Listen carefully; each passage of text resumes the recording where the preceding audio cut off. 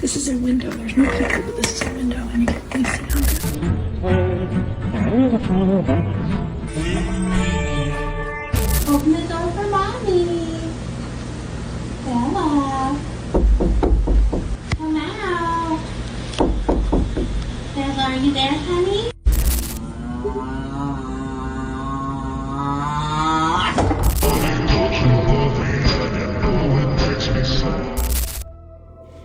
Imagine this, you are out in the woods, no cell signal, no one around for miles, just you and the trees. But then, you hear something. Not an animal, not quite human either. It's mimicking your voice or calling your name from just far beyond the tree line. Your gut says run, but your legs won't move. That's when you realize you are not alone, and whatever is out there knows you are here too. Some says it's just a folklore, while others says it's a skinwalker. And they'll tell you, once you've seen it, it's already too late. Or just imagine this. Your dog. Yeah, the one you brought back from the trip to the Appalachian Mountains, suddenly starts acting strange. It stops barking. It starts smiling at you. And that's when you hear it. A sound too human to be a dog. And that's when you start questioning yourself. Is this even my pet anymore? Next time you think about bringing home an animal back from the woods, you might want to think twice, or even 100 times, because what you might brought back might not even be a dog, might not even be real. It's what we call a skinwalker. But be careful, just saying the name or hearing it might be enough to invite something you really don't want. So with that warning, here are 4 chilling skinwalker or mimic encounters that will make you question everything. Especially your camping plans with your friends and your pets. But before the darkness creep in, hit the subscribe button, because you never know which story might be real or which story might be about you next. The day something pretending to be human found me. It happened a few years ago, deep in the woods near Kisatchie National Forest in central Louisiana. He wasn't new to the outdoors. In fact, solo camping was something he did often, to clear his mind and to get away with everything. No distraction, no noise, just him, the wilderness, and the gear he knew like the back of his hand. A couple of firearms for safety, a hunting rifle, and his trusted .45 sidearm, and a remote patch of forest owned by a friend who gave him full permission to camp there. The location was miles away from civilization. No trails, no roads, no sign of people, just trees. Endless trees. He had a usual spot, a small clearing he had found a few trips prior. That's where he set up camp. The day passed quietly, and by the late afternoon, he was cooking over the fire when he heard it. Leaves crunching and twigs snapping. At first, he figured it was just a deer or something harmless. So he stood up and peered into the woods. What he saw was off. A man was walking through the trees. Slowly, deliberately, he was still a ways out, but clearly heading straight towards the campsite. Now, when you're out in the middle of nowhere and someone shows up, It's already a reason to be on alert. But what set off immediate red flag was how the guy looked. Completely out of place. He was wearing a white t-shirt, short blue jogging shorts, white socks, and sneakers. No backpack, no gear, no protection against the swarms of mosquitoes or ticks that Louisiana forests are infamous for. He called out, "Hey there, do you need help?" The man didn't respond, just kept walking, eyes locked on him. Steady pace.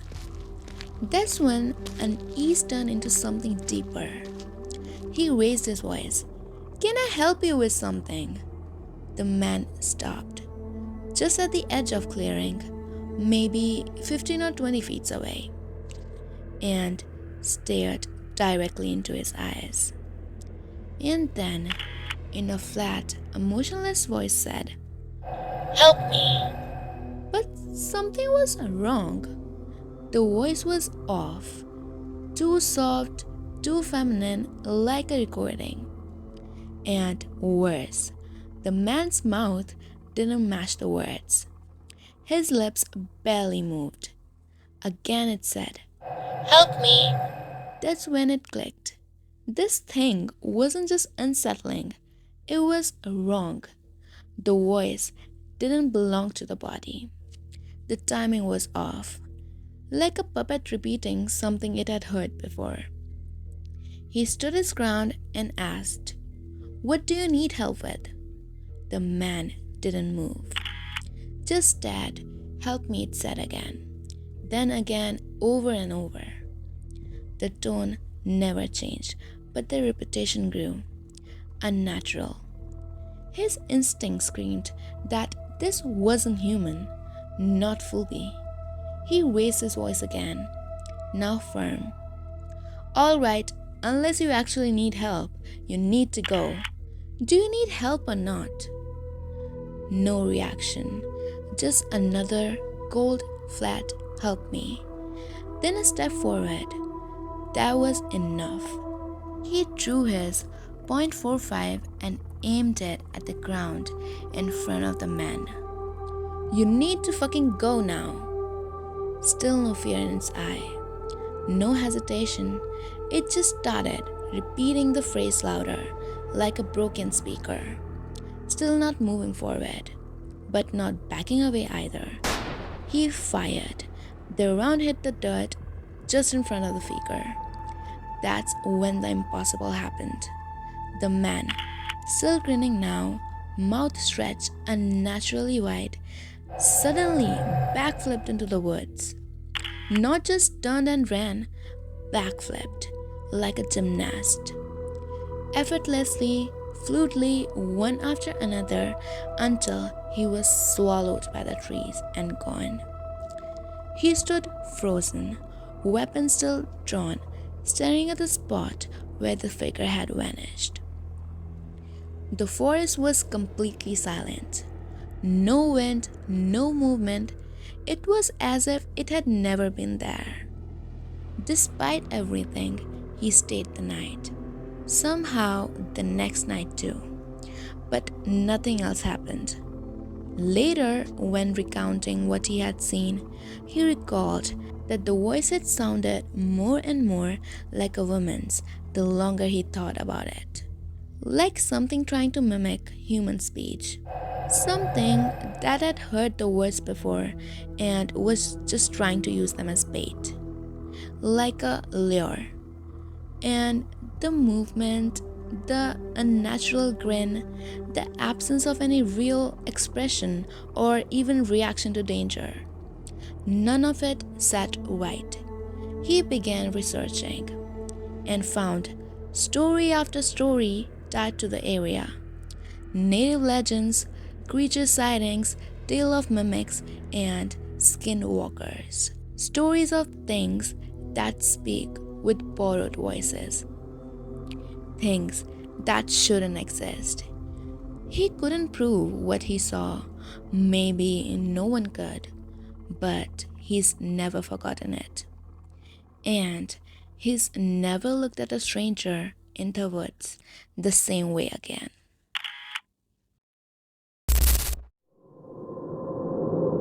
It wasn't a cat. Let's start with this. Emma doesn't believe in anything paranormal. Ghosts, cryptid, spirit, it's all nonsense to her. At least it was. Emma and her husband, Jake, live in a new home just outside of Flagstaff, Arizona. They share the place with their 3 cats, one of whom, Milo, is a certified troublemaker. Every night, without fail, Milo climbs onto counters, knocks things over, and meows like he's auditioning for a Broadway role. It's loud, chaotic, and completely normal in their household. Last night, after a few beers and a late gaming session, Jake decided to head to bed around midnight. Emma was already asleep. The night passed uneventfully until the next morning. When Jake woke up, Emma was clinging to him with wide, fearful eyes. Her face was pale and her hands trembled slightly as she spoke. "I think something was in the house last night," she whispered. Jake sat up, concerned. "What do you mean? What happened?" She explained that around 2:50 a.m. she was jolted awake by what sounded like a cat meowing. Only it wasn't quite right. At first, she assumed it was just Milo being his usual dramatic self downstairs. But after a few seconds, the meowing began to sound off. Too human, like someone trying to imitate a cat. And then it started saying hello, over and over. Emma said it went on for 2 or 3 minutes, long enough for her to fully wake up and realize something was wrong.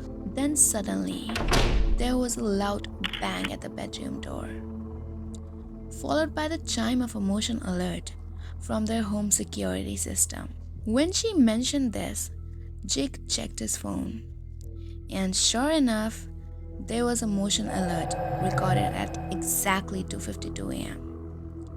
Jake asked her why she didn't wake him up, why she didn't tell him right away so he could grab his gun.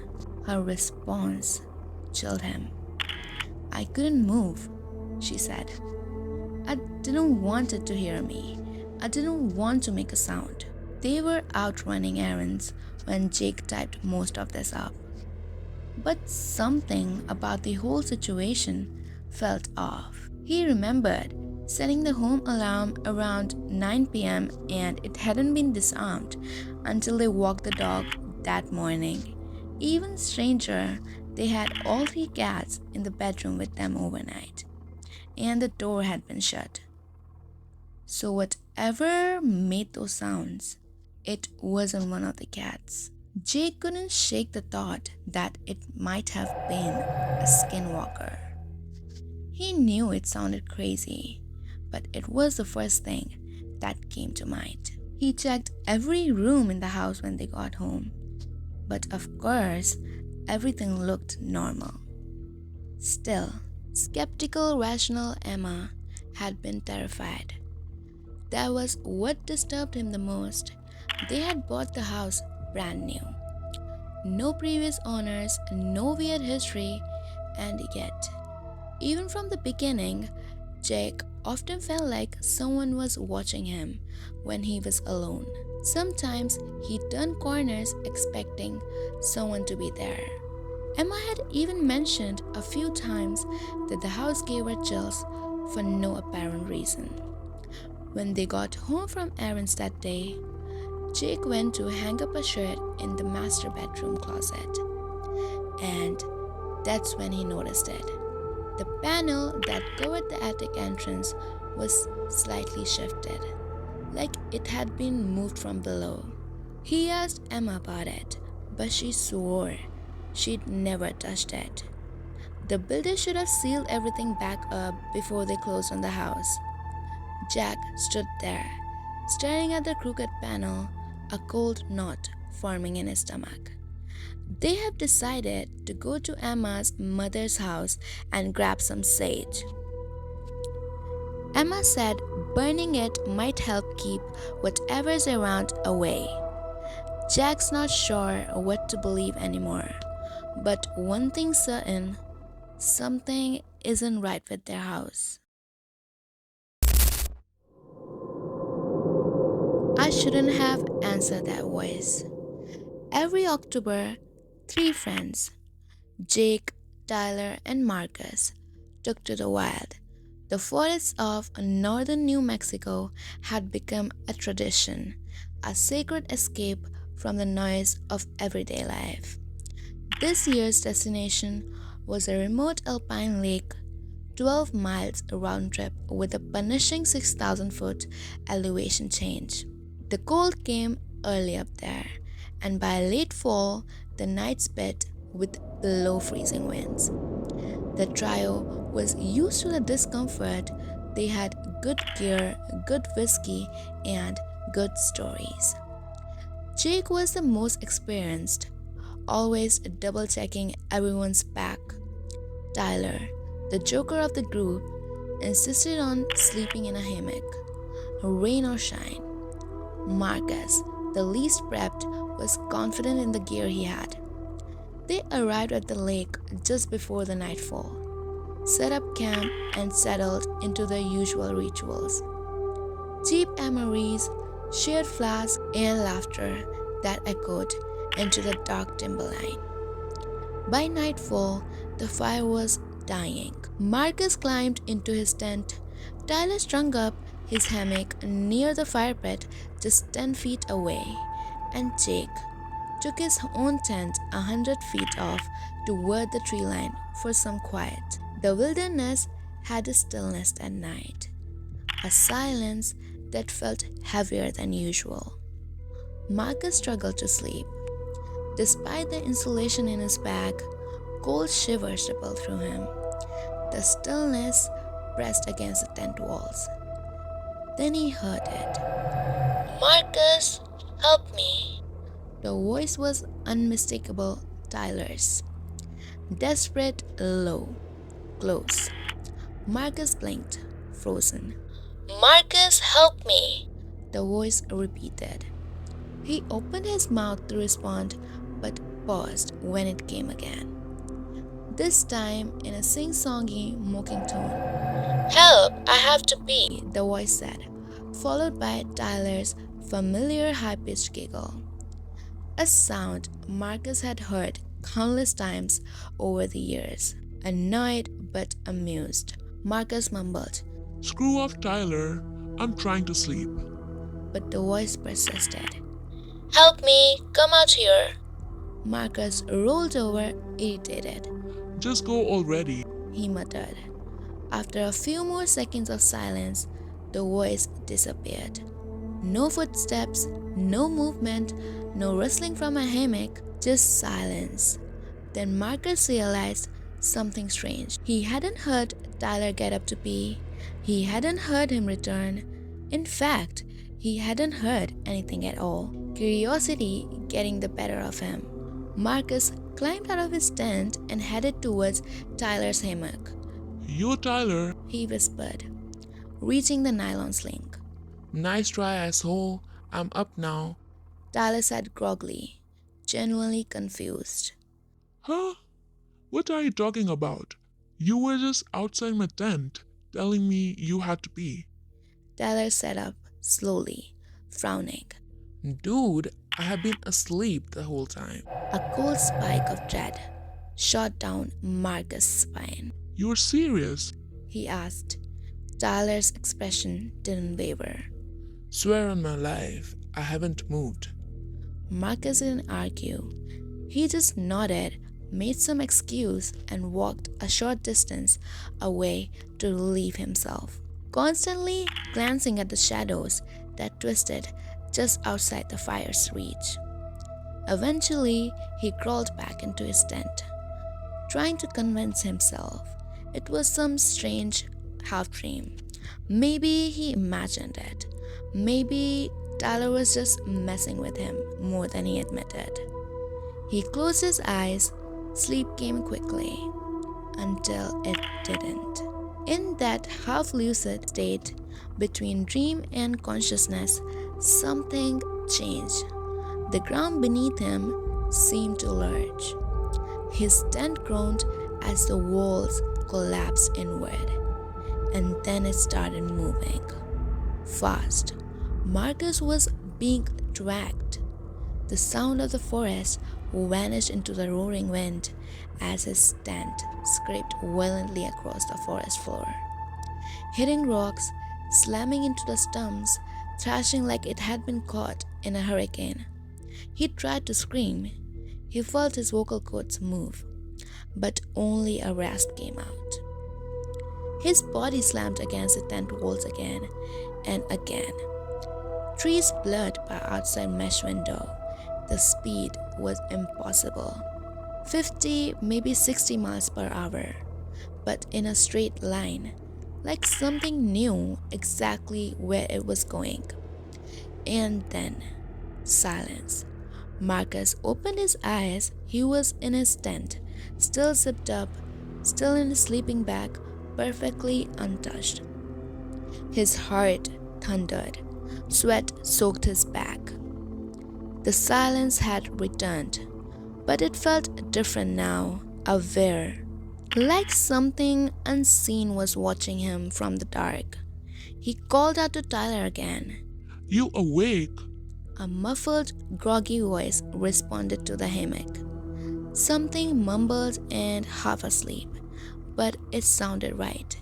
It felt human, unlike whatever that thing was earlier. In the morning, Marcus told Tyler and Jake what had happened. Tyler laughed confused, swore again that he had never said a word the night before. But Marcus knew something in the woods had spoken to him, something that wore his best friend's voice like a mask, that laughed with a pitch just a few degrees too high and waited patiently on the other side of his tent. It wanted him to step outside. Marcus never went back to the part of the forest. Jake and Tyler did. They still talk about the trip. Marcus doesn't. It washed us from the shadows. It had been 8 years, but Olivia still remembered the night like it had just happened. At the time, she was 19 and dating a guy named Mason. He lived in a quiet suburban neighborhood on the edge of the town. Tree-lined streets, big yards, the kind of place that was dead silent after 10 p.m. That night, just before midnight, they were parked at the far end of his street. No houses close by, no street lights, just their car sitting under a tree. A low hum of conversation between them. Everything felt normal until it wasn't. Mason stopped mid-sentence. Do you see that? Olivia followed his gaze, her breath catching in her throat. It was standing in the middle of the road. A figure, tall, impossibly tall, 7 feet, maybe more.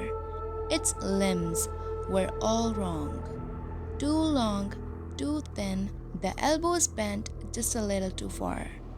Its skin was pale beige, stretched tight across a skeletal frame.